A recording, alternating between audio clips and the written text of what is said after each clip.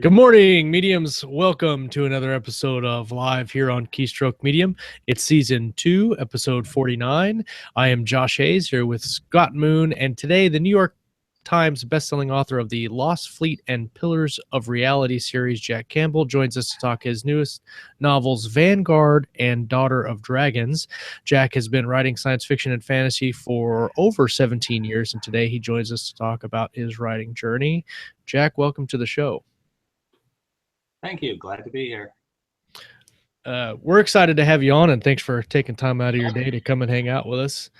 Hello to everybody in the live chat. Everybody that's listening on the feed, thanks for coming and hanging out with us. Jack, I'm sure everybody that's tuning in today knows who you are and your writing, but for those that haven't, would you tell us a little bit about yourself and how you got started in writing? Well, I'm a retired Navy. I spent a career in as an officer, doing a variety of things, mostly ship driver, surface warfare. Once I retired, I started doing some writing, and my writing tends to be science fiction, mostly. There's some fantasy, science fantasy. I'm sure my experiences in the Navy have a major impact on what I write, but The Lost Fleet is my most successful series so far, but I also have the science fantasy series Pillars of Reality out now, and that's been doing pretty good as well. Oh, I was just going back to of course listen to the Lost Fleet series. I actually came in the middle somehow, and I listened to the second series in the Lost Fleet first, and then I went back to the beginning of book 1, and it worked out. But I was listening to it again yesterday, and it talked about your experience as a ship driver and some of the physics involved in turning those multi-million-ton ships, help with doing putting in some reality in your science fiction space battles and things. So that's always very interesting. Yeah, the understanding the relative motion, having done it, and the effects of momentum on what you want to do. We had an unfortunate example of that just recently, the USS Fitzgerald, where things can go wrong. You misjudge momentum, you misjudge movement, and it's a sort of nightmare everybody who stood a watch has to deal with. And it just, that kind of environment teaches you either learn how to do it right or you shouldn't be doing it. So yeah, sounds good. Now, while you were in the Navy and you were serving, by the way, thank you for your service. Thank you. Did you have any idea that you wanted to be a writer, or was that just something that came to you after you retired? I wanted to be a writer ever since I was a kid. I think most writers have that long-lasting dream. While I was in the Navy, there wasn't a lot of free time. The Navy doesn't leave you much room for life. So it was once I got out, once I retired, that my wife said, you've dreamed of doing this. You ought to give it a try now, or you'll always wonder whether you could have. So that's when I started giving it a real go, was as I was getting out of the Navy, and pursued it from there. And you mentioned yesterday when we were talking that your first novel, which was published in 2000, was written under your real name, John Henry, and then you kind of transferred into a pseudonym, Jack Campbell, later on. What was that first novel that you published? Stark's War. It became a trilogy, and it was a novel I wrote right after my final active duty tour, which was in the Pentagon.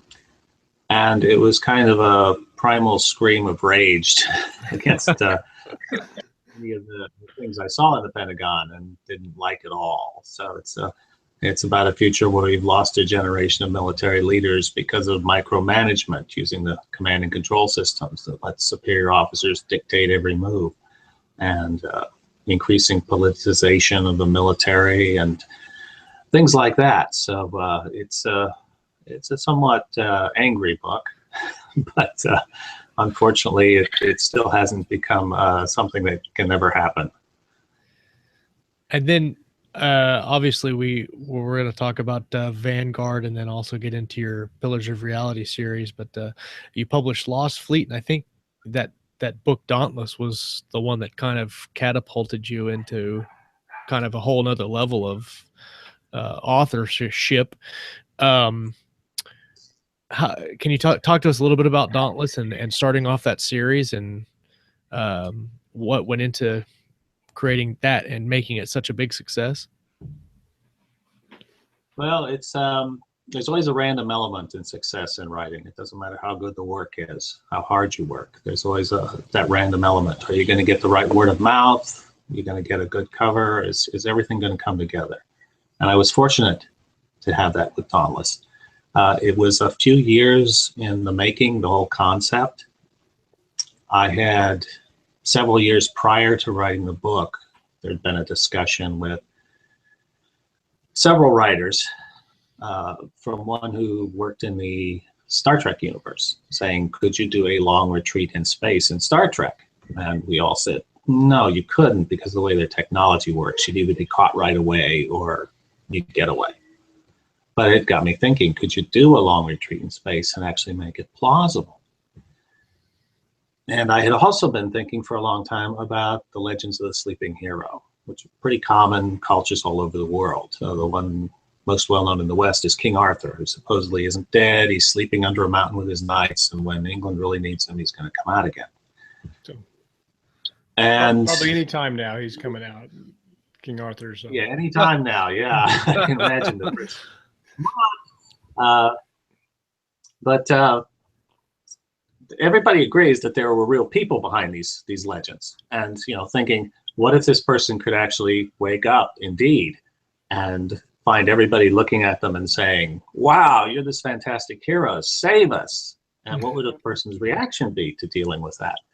And at some point I realized I could combine those two concepts into one thing. The fleet that has to escape from what appears to be certain doom, and the sleeping hero who everybody expects to save them, but who is all too aware of the fact that he is not as super as they think he is, but he's got to try to be that person, because otherwise everybody who believes in him is going to be lost. Yeah. And the other factor that played into it was I was writing it at a time when people were talking about a long war, against terrorism. And I wanted to address the issues of the corrosive effects that a really long war would have, both on the military fighting it and on the society that provides that military. So this was, say somebody from 100 years before, and now he's woken up and he's saying, this is what everybody's like now. And uh-oh, we made some mistakes along the way. And so, addressing those kinds of issues. So it all came together, and it was my take on a real space opera. I also decided to use real physics inside star systems, light speed limitations on communications and viewing the other side and everything, which worked out really well. It made the battles much more complicated in 3 dimensions and everything. Most readers seem to like that, that it's realistic and gives them a real feel for space. Yeah, I remember. I don't know if I read it when it first came out or a couple of years after, but I remember reading it in paperback and thinking I really like these battles a lot more than the David Weber battles that I had been reading. Because most of David Weber battles were ship of the line, straight up, 100,000 missiles crossing each other in space, and not a whole lot of really big action happened other than that. But with yours, there seemed to be a lot more complicated structure to the scenes and to the combat. Yeah, I have a general policy when I write, which is that I try to treat the fictional world as if it's real, as if this is all really happening. So don't take the shortcuts. Put in the real world problems that someone would face, because it's the things you can't do that really drive a story. There's things you want to do but can't, and it's the can't that makes you make all the difficult decisions. And deal with the things you cannot do, even though you really want to. And, you know, physics. Physics makes it hard to do stuff. It makes it easy to predict things, but it makes it hard to do things. That's right. Stupid physics. Yeah, stupid physics. And now your newest novel, your newest novel in that series rather, is Vanguard, which I'm listening to the audiobook right now, and I think I've got into the first 3 chapters and am really enjoying the characters. Do you want to talk about this series in particular and how it coincides with the regular Lost Fleet series? Now, the original Lost Fleet series was going to be 6 books. Well, as I get to the end of that story, readers are asking me for more, so I continued on with the Beyond the Frontier and also expanded it into the Lost Fleet, or excuse me, Lost Stars series. And I took Beyond the Frontier for 5 books, Lost Stars for 4. And I realized at that point I needed some time to stop and think about where I wanted to go next. There's still a lot of interest in that. And I also wanted to go back and look at the setting which had resulted in the world of the Lost Fleet. You know, how had the Alliance formed the way it had, and how had that contributed to the existing system? So I decided to go back to a prequel, which would give me some new characters to play with in the same universe, same sort of physical problems, everything else, but dealing with a universe that's just being settled. And everybody's out here and they've got all their ideals, and now they're running into the real universe, which is causing them to face the problem of either compromising their ideals or giving up in the face of people who aren't quite as idealistic. That's always seems to be the dilemma with your main protagonist, you know, something of that nature.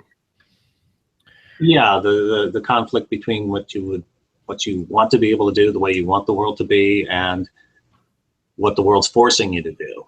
And to what extent do you let the world force you to do that? To what extent do you compromise? How far do you go? And well, it's an ongoing dilemma for anybody who deals with situations like that. Yep. And with this character, he's related to your Blackjack Geary character of the Lost Fleet. Was that intentional, or did you just did you want to keep the kind of the story in the family, as it were? Or he was when I first came up with the ideas of the story, I wasn't going to have him in there, a direct ancestor of Blackjack. But then, as I'm writing the first scenes, I realized that's the guy who's there, and this is the person who's laying the foundation for this fleet that his descendant would later command, and setting forth some of the principles behind all that. right. So it just kind of happened that way, and it worked out pretty well.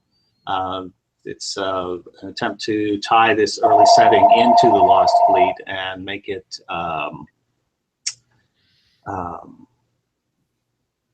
progress through, you know, not a separate series, but this is showing you how everything develops and continues on to the future. So do you imagine that the Vanguard series will butt up next to the Dauntless of the Lost Fleet, or is there going to this is just kind of how everything? You've got centuries there, so I don't think I'll be able to write that many books. But I may do.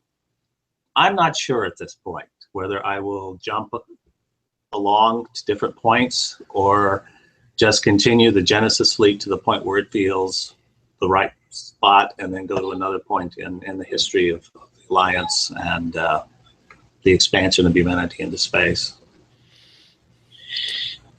Well, I'd like to talk more about the rest of your books. You have a bunch of them, obviously, and I know I have several questions that keep coming to me about kind of your writing process, but I think we normally do that a little later in the show. So I don't know. I'll kind of let Josh run the pace of it today. He's a showrunner, right, Josh? Yeah, that's right. Yeah, that's right. Josh Showrunner Hayes is my nickname today. Right, good one. Your other series is The Pillar of Reality, and there's I think 4 or 5 books in that series, and then you've just released the Daughters of Daughter of Dragons, which is a new series in that universe. And you kind of claim that as science fantasy instead of straight science fiction or straight fantasy. Do you want to talk a little bit about that series and why you've created it the way you have?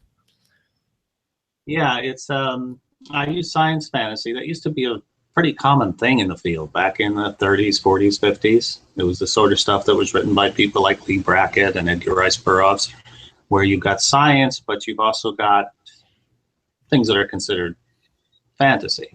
I actually tried to ground everything in the science fantasy in some form of science. Quantum mechanics lets you do a lot of strange things because it's very weird. But basically, it was the first books I wrote. Underwent a lot of changes. I had to put it aside when I was working on my other projects, and eventually came back to it. Saw what needed to be done. The first series is actually 6 books, as it turned out. And then I didn't have any plans to go beyond that with this story of literally changing a world. It's called Steampunk with Dragons, or Steam Locomotives and Dragons. And I hadn't had any plans to go beyond that. But as soon as I had finished the 6th book, the daughter of the protagonist in the first 6 books showed up in my head and insisted I write her story and would not leave me alone until I did. So I had to write the book. And the series is there. I mean, there is magic in it, but there also is. I'm reading the first book. I've probably about 40% of the way through, 50% of the way through, and there's a couple of main guilds. I'm gonna screw it up. Is it the Mechanics Guild and the Mages Guild? Is that right? Yes. Yeah. I thought that was a pretty interesting kind of separation between magic and then technology. I like that. Yeah, that's one of the basic concept behind the series. Is one of the things I experienced firsthand a lot in the Navy was how the way you view the world changes the way you see things, and the questions you ask and the answers you accept. And this, depends on your training, your specialty, whether you're an engineer or a pilot or a ship driver, but also nationalities, different cultures and subcultures,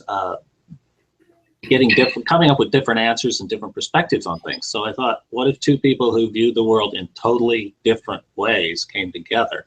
What would happen? And that was the basic core of the series, which we've this woman who's a mechanic. She's an engineer. She knows the world is solid. She knows how everything works. And this man who's a mage who believes that nothing is real, and he can do all kinds of things that are like magic as far as an engineer is concerned. And they have some interesting times getting to understand each other. It's a little bit of an understatement. I like that. I think it's interesting that you talk about that, depending on your background and whatnot, what questions you ask, but also what answers you accept, depending on your background. And I think I haven't really heard it put that way before, but that's pretty crucial about your view of reality, is what you will accept as, okay, that's enough of an explanation for me. I accept that. Yeah, absolutely. I mean, it's actually, it's part of physics today. You've got relativity, which works. Mm-hmm. And that's a predictable universe. Describe any set of conditions and you can do the math and exactly predict the outcome. And then you've got quantum mechanics, which also works, but it's a universe which is full of probabilities and uncertainties, and you can't predict exact outcomes. They both work, they're incompatible. And physicists who are wedded to relativity and physicists who are wedded to quantum mechanics don't see eye to eye on how the universe works. Yeah. That's why Einstein made his remark about God does not play at dice. And the quantum physicist Niels Bohr came back and said, "Stop telling God what to do, Einstein." Yeah, that we know of. Yes. So I was looking at talking about science. I'm not heavy on my science background, but we were talking about the flat Earth. You ever heard about the flat Earth people? And so we were sitting around the coffee table one time with my family, and we were Googling all the different theories about the flat Earth theory. And I'm guessing it's like what will you accept? Some people accept that as being a legitimate science, and that there's NASA personnel guarding the edge of the Earth so we don't fall off, and it's a big conspiracy. So I guess it just depends. Yeah, it's I still believe in the importance of evidence-based science, but the evidence is often contradictory. You know, you've got, is this so or is it not? We're still figuring it out. There's still so much we have to learn about the universe. Was it tough to go? Is it tough to go in between the two series while you're writing them, when you go from military sci-fi to the science fantasy world? Do you have difficulty going between the two? There's a little bit of adjustment necessary to pull myself out of one world and into another. But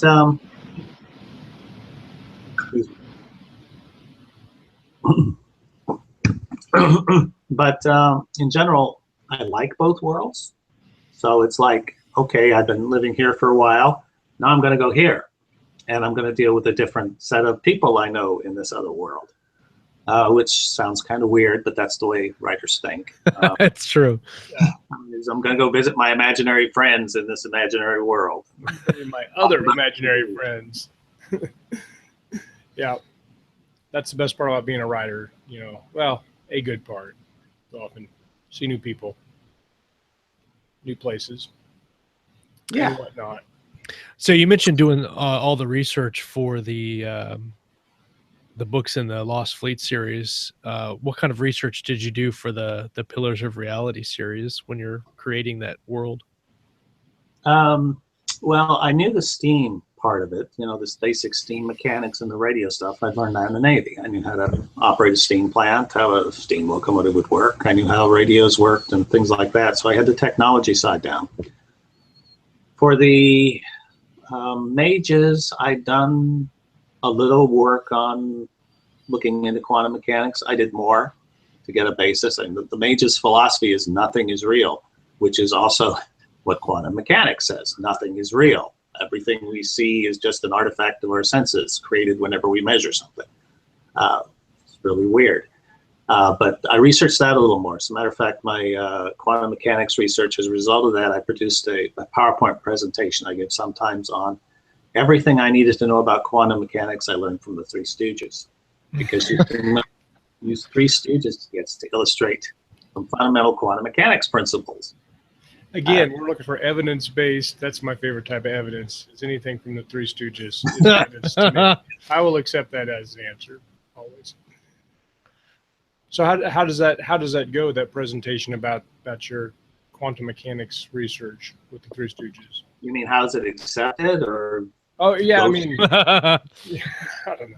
I'm sure there was a question in there. Sometimes I ask a question, but I don't really know where it's going. So no, it's usually pretty well received, because there's some. I mean, it's funny in a way, pointing out the fundamental similarities between the Stooges and the universe. In that, for example, there are 6 types of quarks that make up all matter, and 6 men played Stooges, and there are 3 fundamental types of particles. And there were 3 Stooges. So things like that. But then you get into matters where you're illustrating things like entanglement and the strong force, which keeps things pulled together but gives them room to move around a little.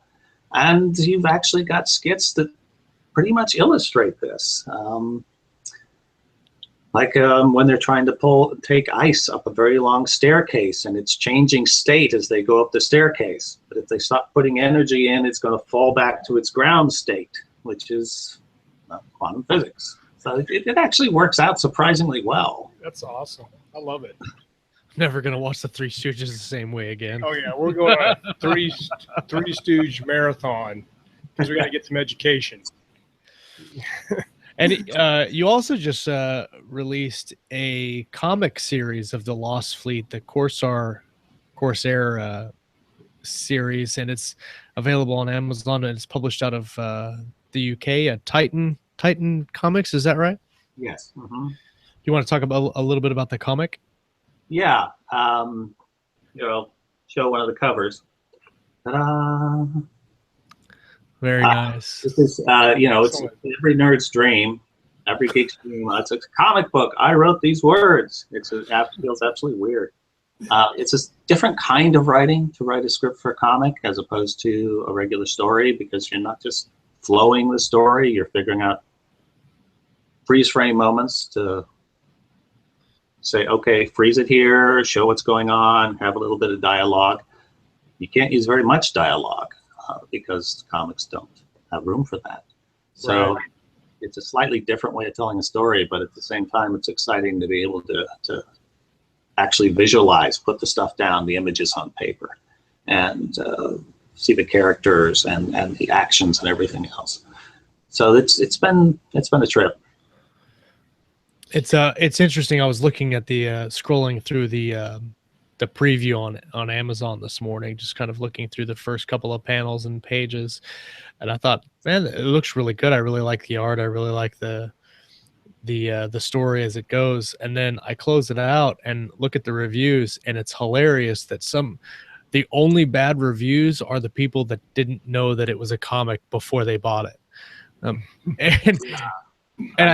Who would guess that something labeled a comic would be a comic? Exactly. Or just look. Like call it a clue. You look at the inside and you do like one scroll, and it's obviously a comic. Like there's no way to. So I thought that was hilarious. Didn't we have a guest, Josh, one time? It said something. They had a review in their book. Said something about it's like a food review, or this hamburger didn't cook right or something. Or yeah, it had nothing to do with the book at all. Yeah, it was. That happens. Yeah, that's why you don't usually want to read reviews on Amazon very much. Yeah. Do you know if that comic's going to be available in the States? Yes, it's available now in comic stores near you, or through downloads through the Kindle or other sources. So it's available now in comic stores. I like the different medium of presentation, novel and comics. You can get kind of a different variety of stories out of both mediums. I like that a lot. So is writing a comic script like writing like a script for a movie or play, or is it something different? Well, I haven't actually done a script for a movie or a play, but it is different because you're actually trying to lay out the comic in this, page 1, panel 1, show this, panel 2, show this, here's the dialogue, panel 3 takes up the rest of the page, shows this, and has this dialogue. So you're actually kind of setting it all up for the artist to then fill in those visualizations. But it's almost like a script where you're positioning everybody and everything, and also putting in the dialogue. And then the artist turns all that into actual images. And it's pretty amazing to see how well he does that. Pretty cool. We had a comment in our chat box. KV1 says, I would watch a Lost Fleet movie. So it's probably not the first time you've heard that. I would love to have that happen. We do have someone trying to sell it to Hollywood. The guy who does The Expanse told me that he liked the books, but so far we haven't received any offers. I would certainly like to try it. Of course, whenever you have your stuff made into a movie, you have to worry about the Starship Troopers effect, that something might totally mangled it. Yeah, but, yeah. As Heinlein said, the game's rigged, but if you don't play, you can't win. So you got to keep playing and just hope. I bet if you got it into like a Netflix or the new Sci-Fi Channel stuff, like the Expanse series, is pretty good. I mean, I think if you got it into something like that, they do a pretty decent job of the material. You have to think that our movie making, reference to science fiction and fantasy, I think has improved over the last 5 or 10 years. They're a little bit better at, because I think when they did Starship Troopers, they were kind of hamming it up a little bit. I actually enjoyed the movie, but I didn't enjoy it when I first watched it. Yeah, it's doesn't really have a lot to do with the book, you know. No, not so much. And realistically, unless your name is J.K. Rowling, you don't have creative control over any part of a movie or a TV series. So you just have to hope that the director is somebody who's going to pick up on the good things and not put in stuff just because it seems cool, you know? Yeah. Although that can work out. You never know. It's one of the things I like about anime. They just say, hey, this would be cool, and they stick it in there. And sometimes it is really cool. That's right. Well, we're halfway through. I'd like to do the talk about the sponsor for this week's episode really quick. Message?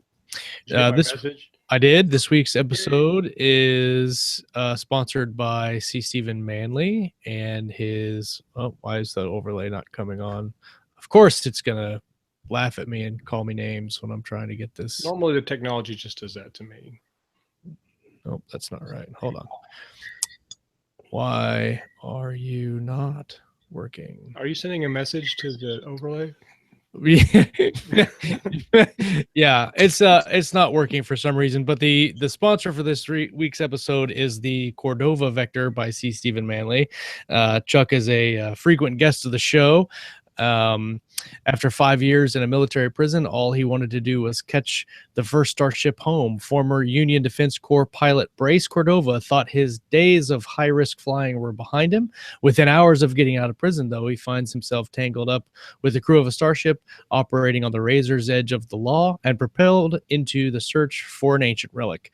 With a ruthless crime lord bent on revenge and a gunship of the Commonwealth Fleet hot on his heels, Brace is swept into an expedition into uncharted space that could ultimately threaten everything he loves. The Cordova Vector is the first installment in the Brace Cordova space opera series and will take readers on an adrenaline-fueled ride through the galaxy filled with alien races, ruthless criminals, dedicated soldiers, and millennia-old mysteries. If you enjoyed Firefly, Star Trek, or Farscape, check out the Cordova Vector today, and it is on promotional price right now for the next week, I think, at 99 cents.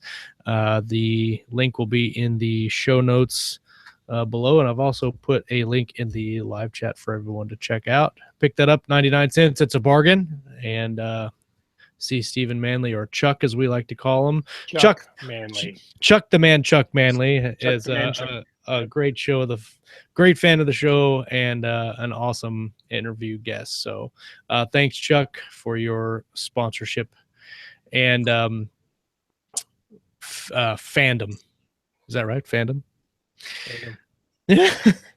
Fandom? So I'd like to get into kind of your process a little bit and kind of the mechanics of how you go about creating these different worlds and writing. Obviously, you're retired and you're a full-time writer now. Do you have a set schedule that you adhere to while you're writing, or do you just kind of sit down at some point and start banging away on the keys? Well, it's evolved a little. When I started out for the first 15 years, I was at home with the kids. I was the primary caregiver, so I wrote when I wasn't involved with that. You know, Right. Hopefully the writing muse corresponded with the times when I was free to work. So I had to learn to be able to write in quick bursts when the time permitted. Now I've got more flexibility. I generally try to work on a normal workday schedule, morning and afternoon into the evening, but that depends on whether or not the story is coming at that time. You know, if it's not, I get other things done that need to get done. So I guess you could say that I try to write on a regular schedule, but the writing comes when the writing comes. I've forced myself to put down words when they weren't coming right, and you can always tell when I go back that I was forcing myself. It's not very good, so I have to be in the right place when I'm writing, and that's what really drives when I do it. Oh, your schedule. We were talking about that just before the show about because Josh and I both have a whole gaggle of kids, not together obviously, but independently. And Nothing wrong with that.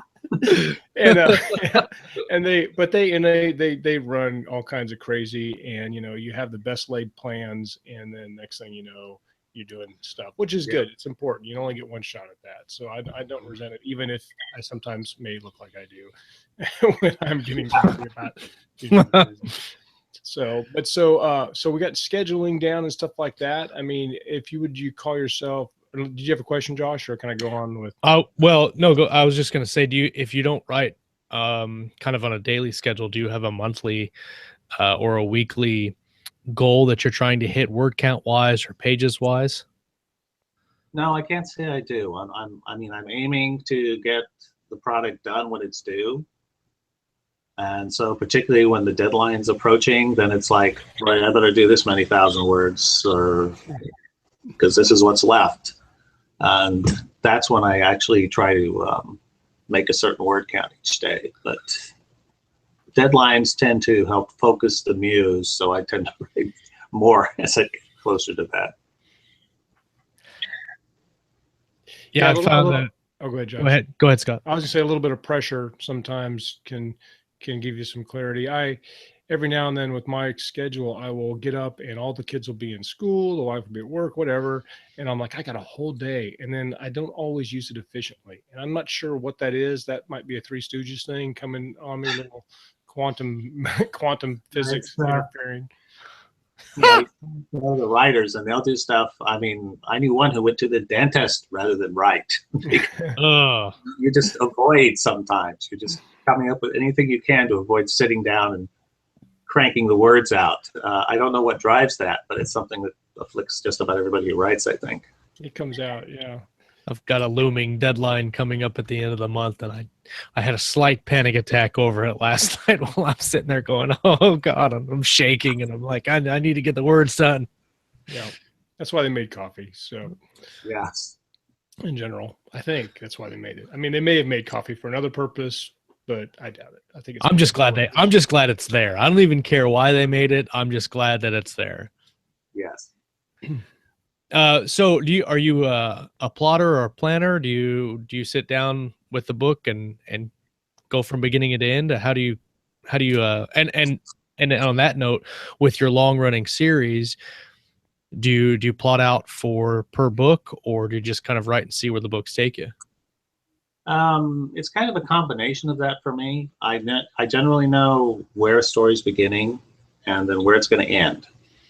And then I have the characters and the setting. And I think the best way to explain it is I let the characters go from the beginning to the end and show me the path they're going to take.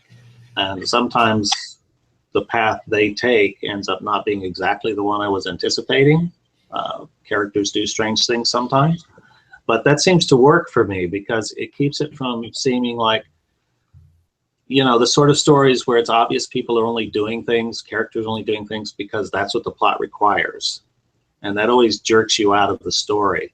So I like to give my characters as much headway as I can so that they can do things the way they do things while still remaining generally on the path toward that ending. So I really don't do detailed plot descriptions.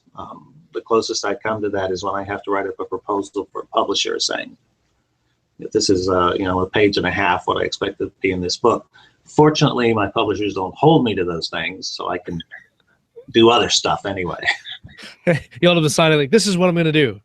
Just kidding. This is what I'm going to do over here. This is what I actually did, yeah. This is the proposal to get the project moving forward. Go ahead and sign the checks now, please. Thank you. Yep. Very much. I'm always interested in when you start out and, like you said, you let your characters kind of decide where you're going to go and where you're going to end up.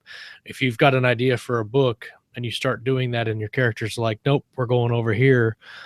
Do you have to change a lot of things in the beginning of the book to affect and kind of help them do that, or how does that work for you when you're in the process of creating that manuscript? Well, if they go too far afield, I do have to yank them back on. But generally, I find if I'm running into trouble in a story, it's because I'm being too nice to the characters. you have to be really mean to them. That's the thing about writers. We create these characters we love, and then we torment them with all these terrible things we do. Mark Twain supposedly described his writing style as chasing his characters up trees and throwing rocks at them. Whenever I run into a problem, invariably I find that I have to make things more difficult for the characters. Throw some new challenge at them, some new problems. And when that happens, they get the story going again. If I make it too easy, they just kind of kick back and say, okay, fine, we'll just sit here. So that's usually where I run into trouble. I like Vicky Malone Kennedy says we create children we can legally abuse.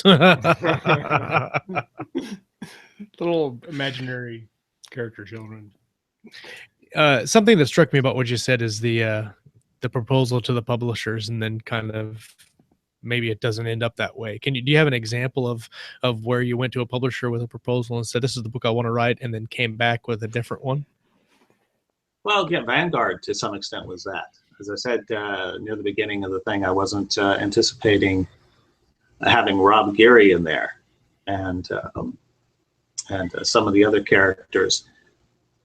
It took a form, and then the sequel to that, which I'm working on right now, Ascendant, is taking a different form than I initially expected. It's one the publisher likes. They like what I'm doing differently with it, but it's certainly not exactly what I offered them. They actually initially wanted something that was less tied to the Lost Fleet, but now that they've seen it, they like this better, and they're happy with it. It's a good thing they're happy, I guess. As long as they're happy. Yeah. They're happy, everyone's happy. I've seemed to have heard that formula around my house at some point. No, that's if mama's happy, then everyone's happy. Right. Okay. I struggle sometimes following the formula. Okay, so I had a question, but then I keep interrupting Josh, so I was gonna wait until you had yours asked. Well, oh no, that's okay. JR finally showed up. It's about time you got here, JR. Gosh, JR's such a slacker. Come on, man. But when you're writing these stories, Jack, do you sit down and write in Word? Do you write in some other program? How do you keep track of all the characters and chapters? I use Word. That's the primary mechanism, and I create a separate document. I call it a chapters document for each book, and it's got the listing. Chapter 1 begins here, ends here, as I get there. And I put notes in there about characters and events and places that I need to remember specific to that book. And then there's certain other documents, like the Lost Fleet had the list of the ships in the fleet and which ones have been destroyed in prior battles. So that's going in the book, so I keep that up to date, so that helps me keep track of stuff. I'm probably not nearly as organized as I should be. When the thing comes back from the publishers, they've got this style sheet where they've got all the terms in the book and the characters and explanations for it, and it all looks so incredibly organized and planned out and everything, and I'm like, wow, this is amazing. But I just kind of do that in my head while I'm writing the book. Yeah. And when you talk about the ships in the fleet, I remember listening to your books, and then kind of this was way before I started doing this show and kind of working on my own publishing, but I used to go down and create fleets of different classes of ships and what kind of weapons they had and all this kind of thing. Did you do that for the Lost Fleet? Sometimes people, when they write, they say, well, I'm going to write until I need something, and then I'll design that or create that, and then I'll keep writing. And I was always, nope, I'm going to create the entire fleet from every kind of ship that I can think of before I even start writing. And then I never wrote. So how do you go about that, creating those different ships and technologies for your story? Well, again, it's a bit of a combination. Certainly, in order to do the Lost Fleet series, I had to create the basic ship classes and their relative size and strength and everything. So I did that setting straight out. And initially, I didn't have a list of ships in the fleet in the books. So I just named the ships as they had it required to be named. Eventually, I went through and I named them all the ones that were still around. But I knew, as part of the development process, again, I approached it as if it was real. So, okay, this is your environment, space, and it's limitless, and it's truly three-dimensional. There's no up and down, no right and left. It's huge. So how do you build something that's going to fight in this environment? What's it going to be like? So I envisioned all of that. What kind of platform made sense? What kind of technology? And put all that down together so that I could do things realistically. Without that, I couldn't write the battles, Right. And then I filled in other details as the story went on. You don't have to know until you get to a star system with a white dwarf what a white dwarf is. But when your ships get there, you can look up the details on the white dwarf and say, okay, this is a white dwarf. So that's the sort of detail you can fill in later. But for the most part, the things I filled in were the things I had to put in to make the story be real. Mm-hmm.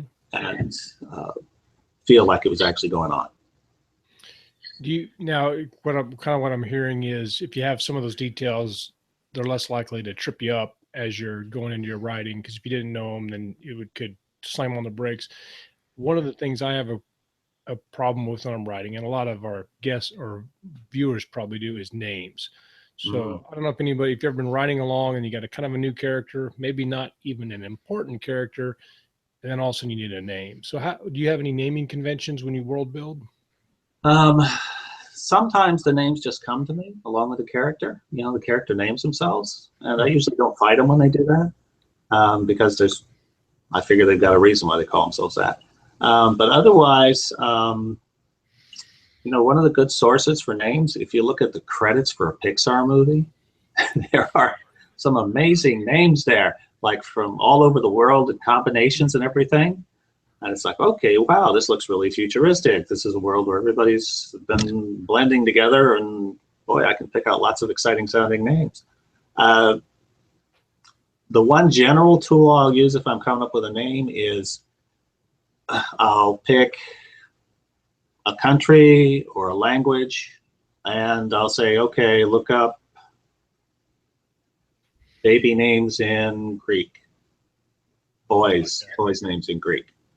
I'll just pick the thing by the nationality, the country, the culture by chance, and see if something comes up that feels right for that character. There was one character in the Pillars of Reality. She's a female mage who controls rocks, the giant birds. Right. People can actually fly on. And for some reason, I decided to look in Nigeria, female names. And there was a name there for women, Alara. And I thought, wow, Alara, that's a perfect name for a female mage who controls a giant bird. And it's Nigerian, Obo tribe. But, who would have thought?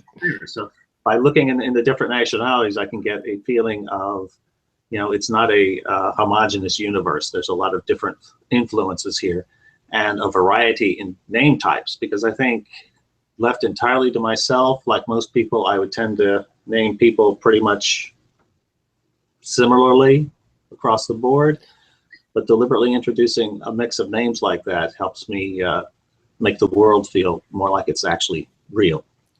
I brought that question up because I find if I'm not paying attention, a lot of my characters will have names that start with the same letter. Yes. And when I'm doing my proofreading, I'm like, that is really annoying. Some of our chat group people want to know how you pronounce, and I think maybe I have this, Dejani in Tule. Yeah, that's it. It's Dejani. She's one of the ones who named herself. I have no idea why her name is Tanya Dejani, except she said, my name's Tanya Dejani, which I guess is sort of Turkish, but she hasn't. But that's how you pronounce it. Excellent. Well, Josh and I are both huge audiobook listeners, so the only reason I obviously can pronounce that is because I've been listening to the audiobooks. So I was going to say, I was going to give you props until you blew it right there, Scott. I figured you were just pulling that right out of your hat. And then he said, oh, no, I listened to it on audio, because I was like, oh, wow, Dejani, good. Because I was like, Dejani. I would have had nothing. At linguists, we are not. So. No. That's I realized when audiobooks were becoming a big thing again, because I started getting emails talking about the stories, and they wouldn't spell the names right. They were phonetic. And I didn't realize why I was getting so many emails like that. And then I realized, oh, it's because they haven't actually seen the name. They just heard it. And so they're writing it down. And that was my first clue that audiobooks were becoming a big part of the market. I love audiobooks. I've actually thought about retiring from my current job and becoming a full-time over-the-road trucker, so I can just listen to audiobooks all the time. Because if you ever stop at a truck stop around here, there's a lot of audiobooks. Now, of course, yeah. Oh, yeah. Joking. That's hilarious. Yeah, that market's growing by leaps and bounds. Yeah.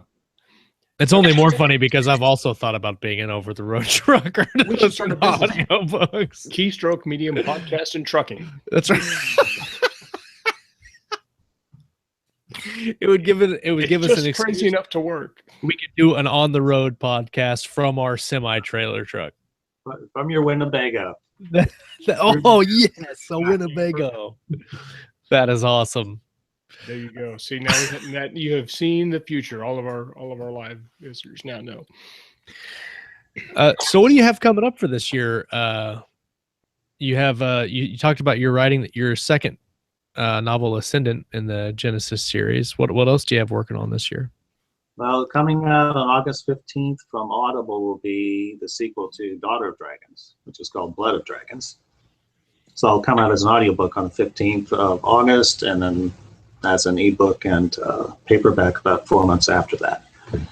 And then the comics issues will continue coming out. I think volumes 2 and 3, issues 2 and 3 will be out before the end of the year. There's an anthology coming out this fall from Titan called Infinite Stars. And I do have a short story in there called Shore Patrol, which explains how Blackjack Geary got his Blackjack nickname and why he never wants to talk about it. Oh, neat. I'm going to have to read that one for sure. Partly sort of an homage to the Star Trek original series episode Shore Leave. But very cool. From a different perspective. Do you do a lot of short stories, or I mean, most of your work's in novels, obviously, but I used to do a lot of short stories, a lot of short ones, novellas, novelettes. That, for some reason, mostly dried up several years ago. So nowadays, only occasionally do I do something short. I don't know why. That's just the way it is right now. A little earlier in the chat, KV1 asked, what writing advice would you give your past self in writing Dauntless or any of your novels? Oh, Lord. Writers rarely want to go back and read their old books because you want to fiddle with it again and change things. I don't think I changed anything major in Dauntless.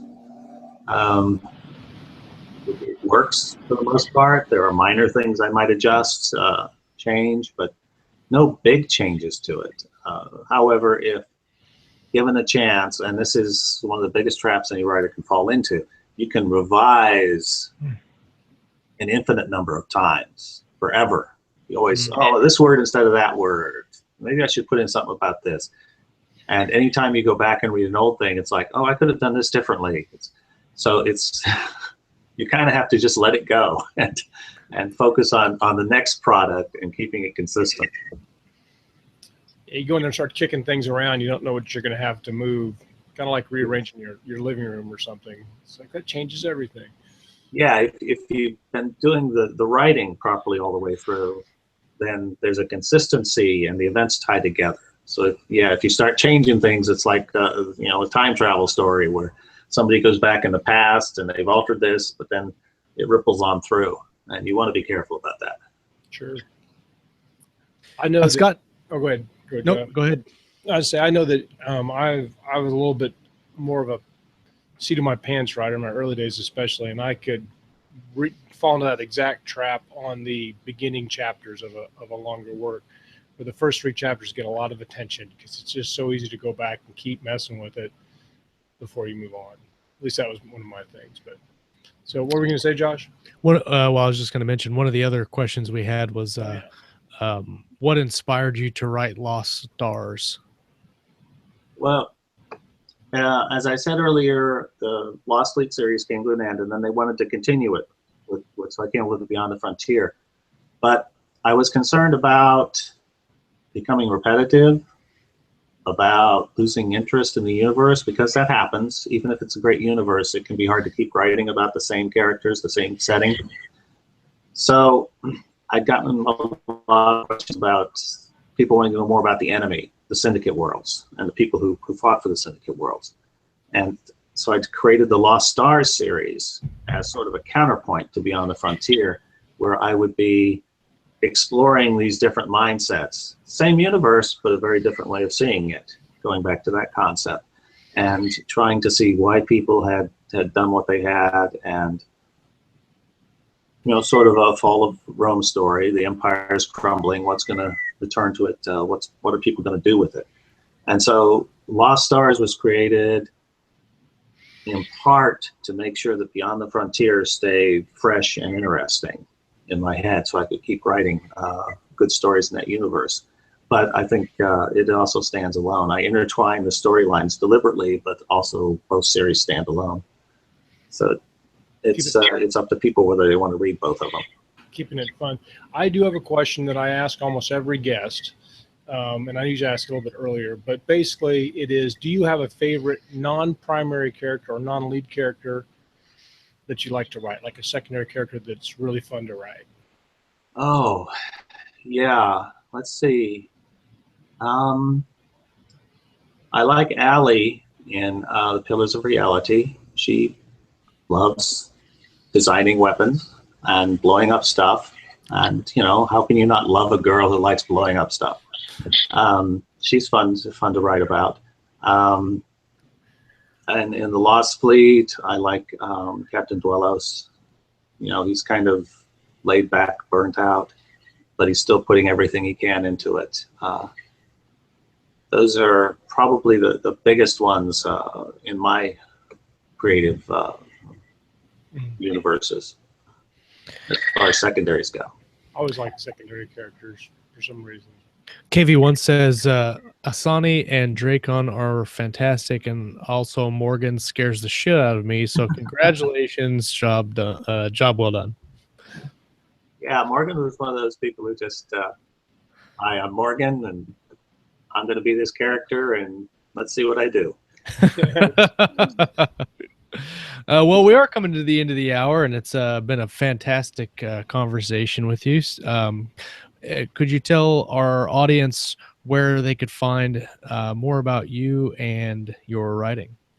Well, I have my website, which is usually kept more or less up to date. That's at jack-campbell.com. And that's one of the best sources. I also have Facebook presence. I've got a Facebook personal page, and then there's a Fans of the Lost Fleet Facebook group where I post a fair amount of the time. Those are probably the best ways to keep in touch with me. And there's an email link on my webpage where people can send me questions and things. Well, very neat. Jack, once again, thank you so much for coming on the show. We really appreciate you taking the time to come and hang out with us. Thank you for giving me the time. Really appreciate it. It's awesome. Everybody that hung out in the live chat, everybody that's listening on the feed later, thanks for coming and hanging out with us. Your support is greatly appreciated. If you haven't subscribed, make sure you do that and spread the words. We get more visibility with the more subscribes and shares that we can get. For next week, we have Jasper T. Scott on live. So make sure you come and hang out with us for that. Until then, for Scott Moon, I am Josh Hayes. We have been live with Jack Campbell. Make sure you come back and hang out with us next time as we talk about reading, talk about writing, and of course, everything in between right here on Keystroke Medium. You guys have a great Monday. Thanks, everyone.